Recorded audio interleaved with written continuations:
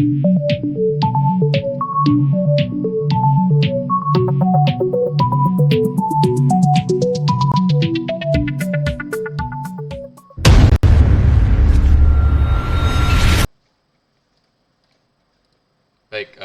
selamat datang dalam channel Kuliah Daring bersama saya Dudi Manhartono. Oke, kita akan membahas tentang teori framing. Ini kalau Anda mengikuti perkuliahan daring sebelumnya pada teori agenda setting, teori framing adalah level berikutnya dari agenda setting. Jadi ketika agenda setting sudah memilihkan berita-berita, ya, kemudian framing lah yang akan mengarahkan atensi publik.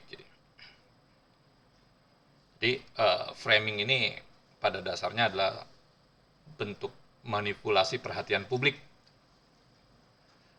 sesuai dengan harapan atau keinginan dari redaksi sebuah media. Nah, saya akan membawa kasus yang sedang hangat, yaitu kasus dugaan korupsi yang disangkakan kepada mantan Menkominfo Johnny G. Plate, Bapak Johnny G. Plate dalam kasus BTS. Baik, seperti biasa, jangan lupa silakan subscribe terlebih dahulu channel Kuliah Daring bagi yang belum subscribe. Oke, terima kasih bagi yang sudah, dan centang tanda notifikasinya, tanda lonceng itu, agar ya bisa mendapatkan informasi-informasi tentang video-video terbaru dari Kuliah Daring. Baik, terima kasih. Kita mulai pada pembahasan kita tentang teori framing. Oke, kita tahu bahwa Pak Johnny G. Plate adalah Sekjen Partai Nasionalis Demokrat, ya, partainya Pak Surya Paloh.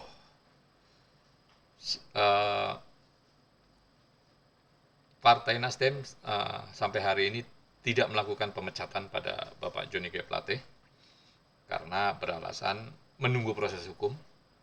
Status Pak Johnny saat ini masih tersangka, gitu. Belum ada ketetapan hukum yang tetap, yang inkrah, sehingga tidak dilakukan pemecatan.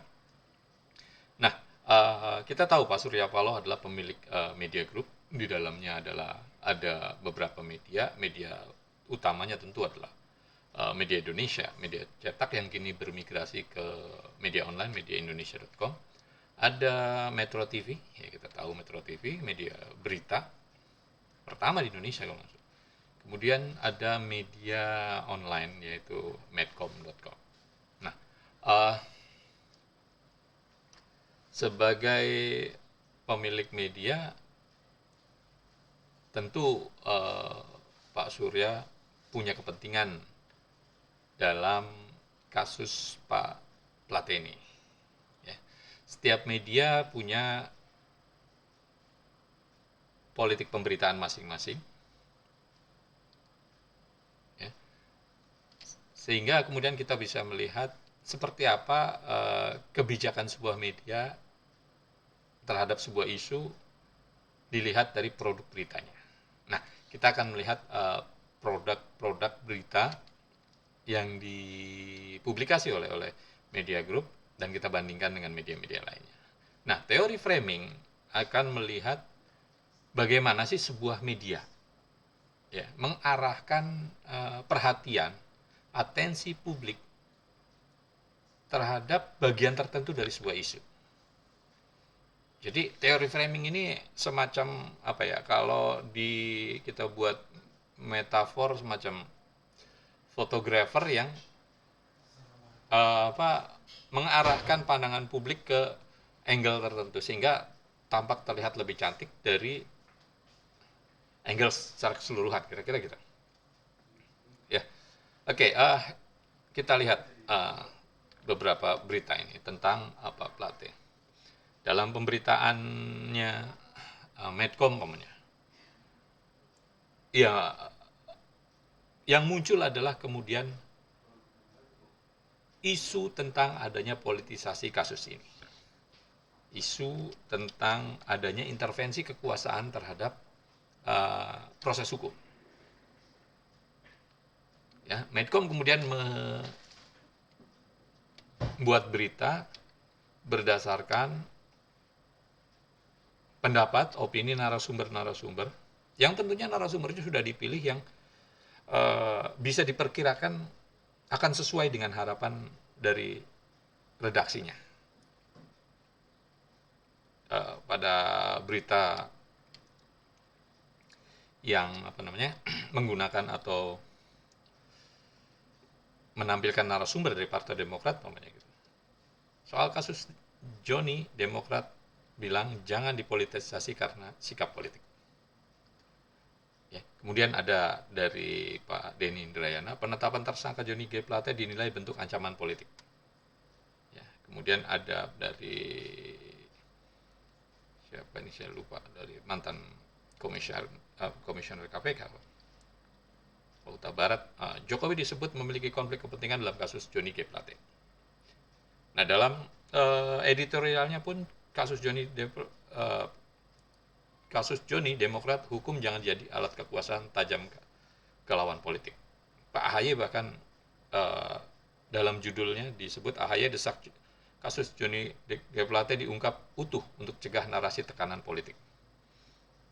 Nah, pada berita dengan narasumber Pak Mahfud, media Indonesia menuliskan judul bahwa kasus Joni G. Plate ada irisan politiknya, kata Pak Mahfud.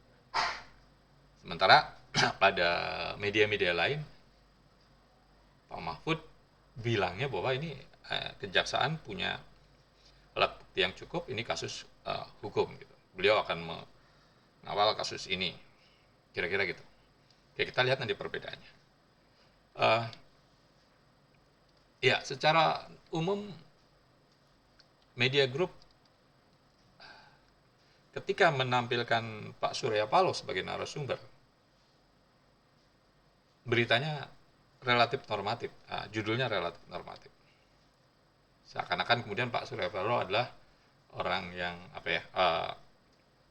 menghargai proses hukum, gitu kan, yang legowo, ya kemudian dianggap satria lah.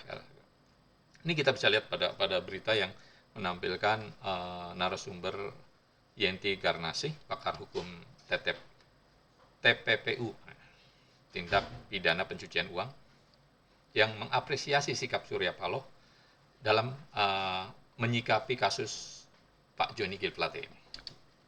Nah, kita bisa lihat bagaimana kemudian ini yang kita sebut framing.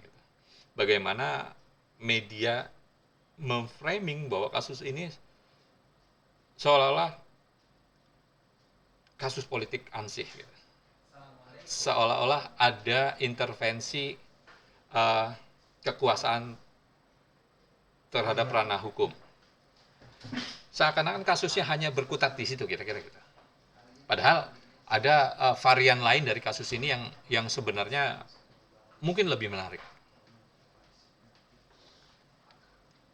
Nah, kita bandingkan dengan media-media di luar Medcom, di luar media grupnya.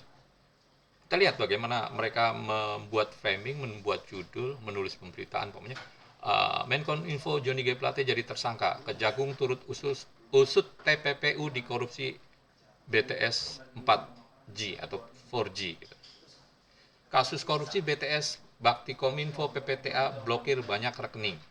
Nah, ini lebih banyak ngomongin membicarakan tentang proses hukumnya. Fakta-fakta mobil Sultan 6 miliar yang sering dipakai Joni G. Plate. Ya.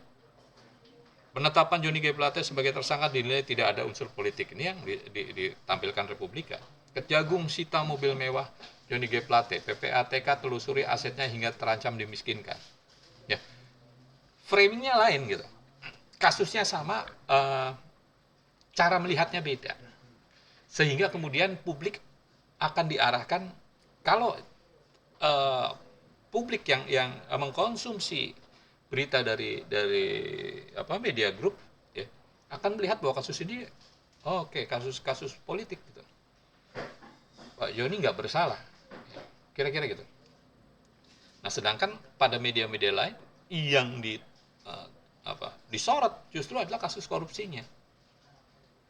Kemudian masuk ke gaya hidup Pak Joni yang mewah, dalam hal ini penyitaan terhadap mobil yang 6 miliar tadi. Nah, kita bisa lihat bandingan kasus ini Pak. Ya, dalam media Indonesia ditampilkan Mahfud bilang soal kasus Joni Plate, hati-hati ini ada politiknya. Judulnya tegas gitu. Ya. Nah, sedangkan pada yang dilakukan oleh Kompas, Mahfud pastikan kasus korupsi Joni G. Plate tidak terkait politik. Ya. Sumber yang sama, case yang sama, dipotret berbeda.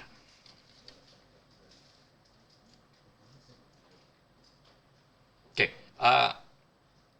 kita masuk pada metafor yang ini beberapa gambar. Ini gambar yang sangat populer di internet gitu. Yang sebelah kiri bagaimana media, kira-kira gitu metafornya. Ada orang sedang berkelahi yang satu dikejar dengan lawan yang menghunus pisau, sementara yang di framing seperti di gambar itu jadi kebalik gitu. Seolah-olah yang menghunus pisau jadi korbannya gitu. Nah, sementara di sebelah kanan itu ada framing bagaimana tentara, ya, ini tentara, saya nggak tahu tentara Amerika atau bukan, tentara kulit putih lah gitu, memperlakukan lawannya, tahanan. Posisi sebenarnya adalah ketika lawannya tahanan itu dikasih minum, tapi dalam kondisi ditodong senjata. Tapi yang muncul ke frame adalah hanya sebagian, hanya orang yang dikasih minum, tahanan yang dikasih minum. Frame sudut yang menodongkan senjata tidak terlihat. Jadi seolah-olah kesannya ini adalah sebagai sesuatu yang manusiawi gitu. Ya, ini bagaimana media memanipulasi view point atau pandangan publik. Nah, begitulah cara kerja media. Kenapa media begitu? Ya memang orang secara individu juga melakukan framing ketika dia berbicara. Gitu. Ketika kita menyaksikan sebuah peristiwa, kemudian kita menceritakan kepada orang lain, pasti kita sudah memframing bagian mana yang menurut kita penting. Gitu. Tidak mungkin kita menceritakan seluruhnya. Gitu. Ya karena framing terkait dengan hal-hal yang bersifat pengalaman individu, kognisi pribadinya, kognisi sosial dan sebagainya. Pandangan kita pun kan, pandangan mata itu kan terbatas frame-nya. Kalau kita pengen melihat yang sebelah kiri, sebelah kanan, kita harus menengok kiri kanan kan gitu. Nah itulah framing gitu. Jadi apakah framing kemudian tidak sesuai fakta? Ya tidak juga gitu. Framing ini hanya sekedar mengalihkan perhatian publik pada fokus-fokus tertentu. Dia masih based on fakta. Gitu. Kapannya gini lagi. Ada kejadian banjir di Jakarta. Gitu. Media bisa memframe bahwa banjir di Jakarta adalah akibat buruknya saluran pembuangan. Gitu. Buruknya manajemen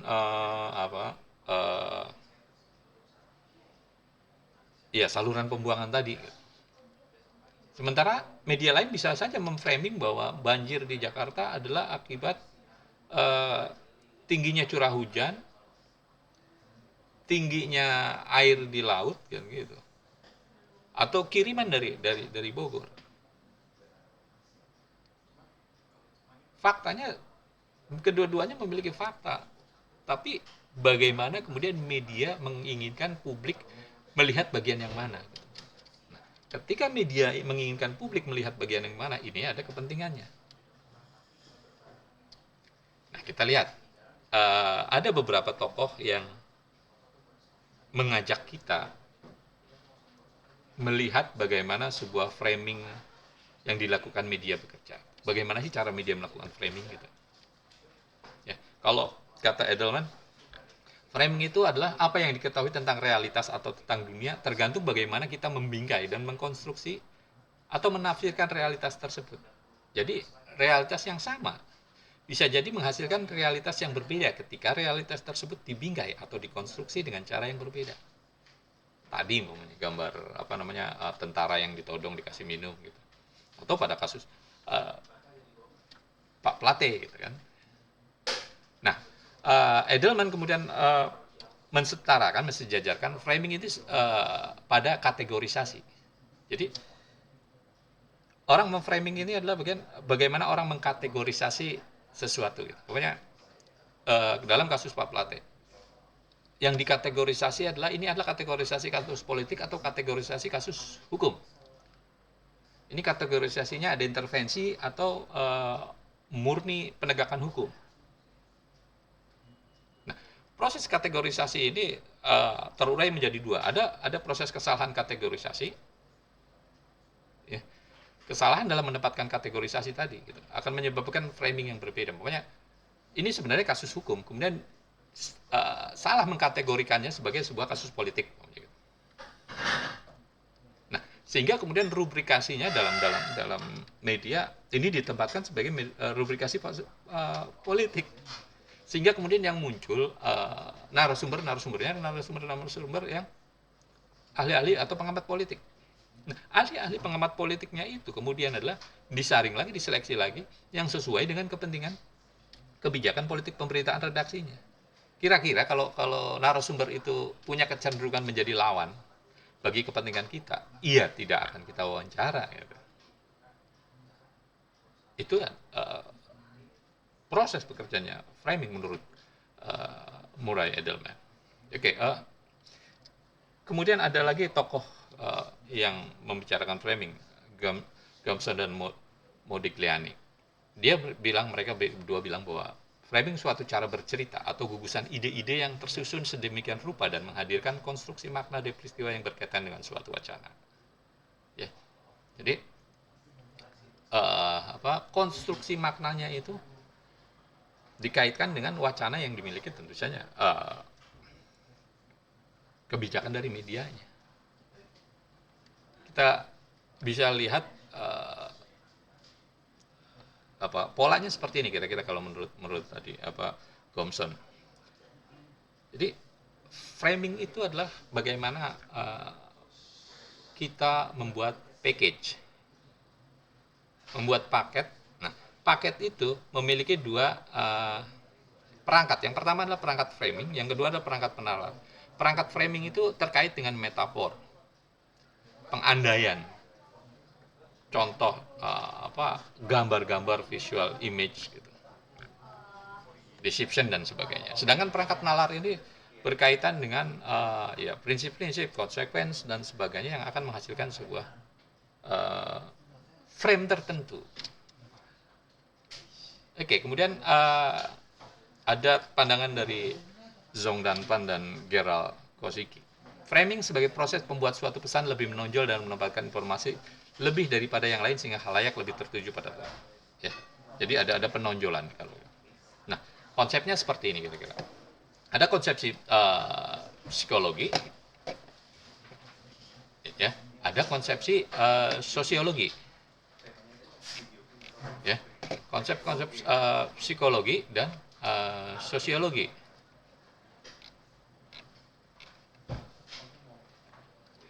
Konsep psikologi ini berkait bagaimana orang memproses informasi dalam dirinya.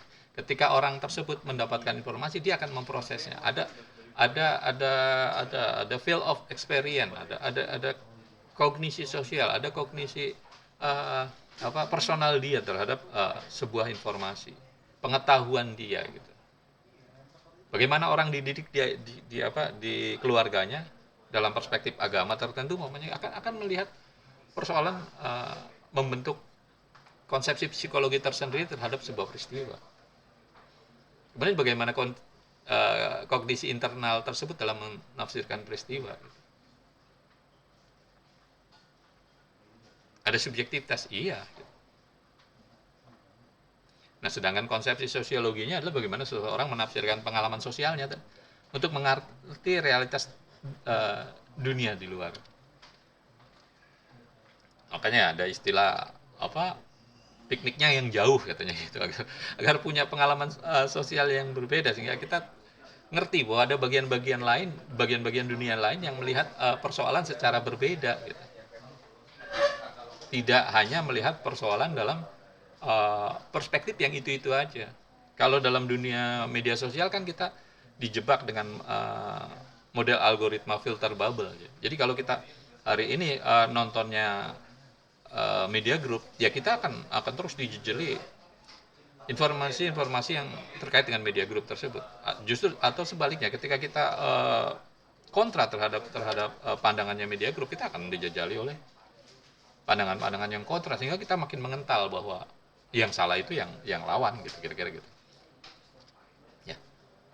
Konsep sosiologi ini membuat realitas kemudian menjadi dimengerti, dipahami, dan diidentifikasi. Oke, ini ada model cara mengamati framing, menganalisis secara lebih.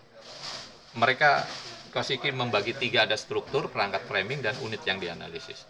Struktur ini ya berkaitan dengan proses pembuatan beritanya, ya, proses dari perspektif wartawannya, jurnalisnya, bagaimana dia menyusun berita itu, bagaimana dia mengisahkan, menulis gitu, bagaimana kemudian dia menekatkan fakta. Jadi ini terkait dengan struktur. Kemudian ada perangkat framing berkaitan dengan skema berita, kelengkapan berita. Nah, skema berita ini kalau unit yang diamati adalah, kan berita itu ada headline, subheadline atau lead, kemudian ada latar belakang informasi, ada kutipan narasumber dan sebagainya, ada tubuh berita dan ada closing biasanya. Nah, kelengkapan berita itu minimal itu 5W 1H, 5W when, where, why, who, dan sebagainya, plus how gitu kan. Nah, kemudian detail atau koherensi bentuk kalimat, kata ganti, dan sebagainya. Ini berkait dengan kebahasaan, ilmu kebahasaan. Kita melihat paragraf per paragraf, proporsi kalimatnya, hubungan antar kalimat bagaimana. Dan yang terakhir adalah leksikon, grafis, atau metafor. Ini berkait dengan caption, idiom, atau foto-foto yang digunakan dalam kelengkapan sebuah berita. Gitu. Nah, ini semua yang akan membentuk sebuah framing.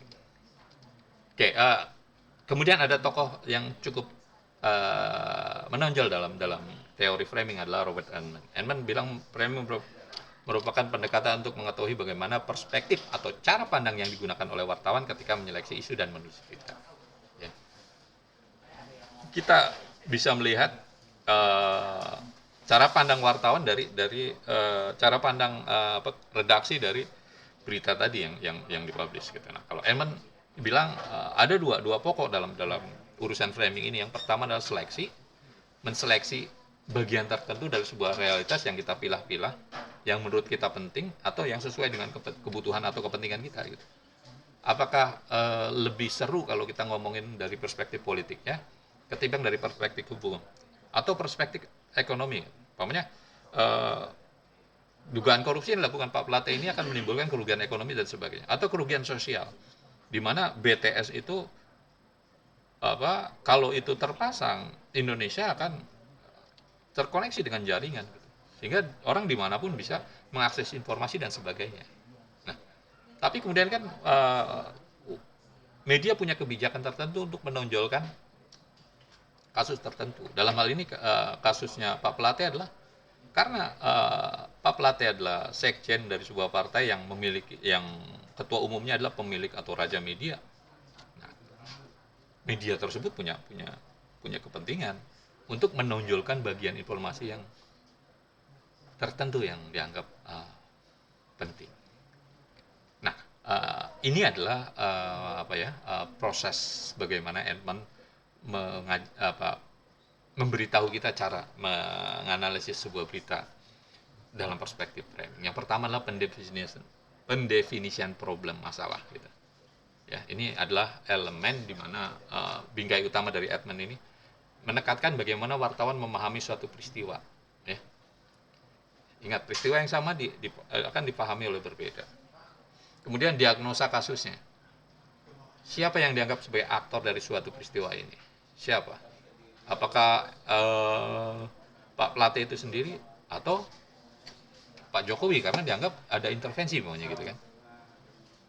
Nah, kemudian membuat pilihan moral atau make moral judgment. Ini membenarkan atau memberi argumentasi terhadap pendefinisian masalah yang dibuat. Kenapa kemudian aktornya adalah Pak Jokowi? Karena Pak Jokowi tidak senang Pak Surya Paloh atau Pak Nasdem mengusung Pak Anies gitu. Ini terkait dengan kontestasi Pilpres 2024.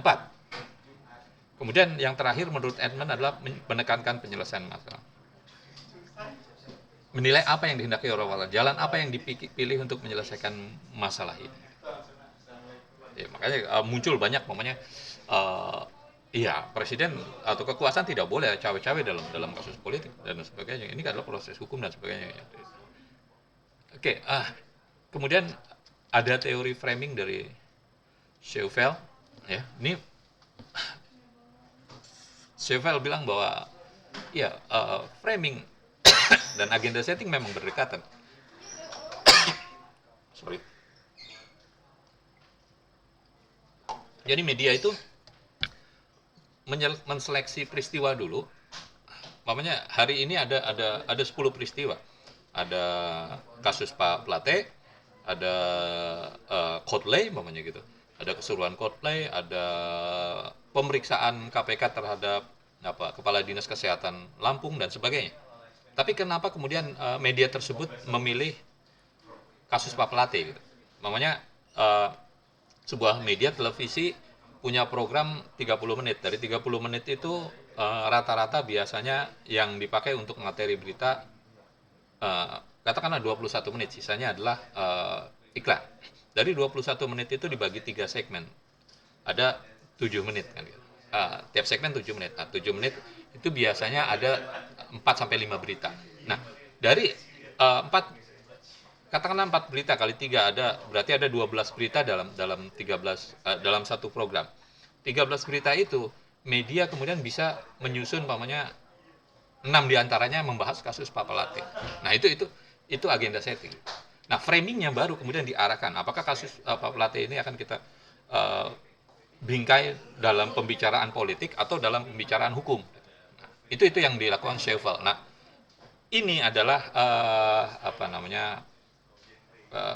diagram atau peta konsep yang dibuat oleh Shewfelt. Ada input, ada proses, ada outcome. Jadi ketika melakukan frame building itu akan dipengaruhi oleh input-input terkait dengan bagaimana sebuah organisasi tersebut. Organisasi pemberitaan punya kebijakan pemberitaan, ada politik pemberitaannya, ada ideologi di sana. Nah, dalam hal ini kita tahu bahwa media group secara struktural berkelindan dengan Partai Nasdem gitu. Nah, frame buildingnya jadi akan kelihatan yang muncul pada dalam quote and quote mengarahkan kasus Plate ini pada kasus politik. Itu yang muncul dalam media frame outcome. Nah, media frame itu kemudian terkait dengan frame setting yang menjadi frame setting menjadi audience frame. Jadi setiap individu itu punya framing sendiri gitu. Terkait pada dengan kognisi personal mereka. Nah, kemudian media atau produser itu berkaitan dengan atribusi responsibility-nya. Bagaimana menghubungkan audiens dengan jurnalis selaku pembuat media frame. Jadi media memiliki peluang karena audiens memiliki peluang yang besar untuk mempengaruhi media frame, khususnya terkait dengan isu yang terkini yang sedang menjadi wacana pembicaraan publik. Dalam pengertian bahwa si media juga akan dipengaruhi bagaimana efek individu tersebut dalam membuat framing gitu. Jadi ini saling berkaitan. Jadi kata Shewfelt pada dasarnya kemudian adalah penelitian seputar audience framing ini berusaha menelusuri beragam faktor yang mempengaruhi terbentuknya audience framing, baik itu faktor yang berasal dari media, bentuk teks, cara menyampaikan, maupun faktor terkait dengan individu tadi seperti nilai-nilai personal, nilai sosial, nilai agama, pengaruh kelompok, rujukan, dan sebagainya. Oke, baik. Itu adalah materi kita dalam kuliah daring hari ini. Terima kasih telah menyaksikan kuliah daring. Jangan lupa tetap tonton, subscribe, dan Sebarkan sampai benih jumpa. kebaikan ilmu pengetahuan dengan men-share video-video kuliah daring. Kuliah daring, kuliah dalam genggaman.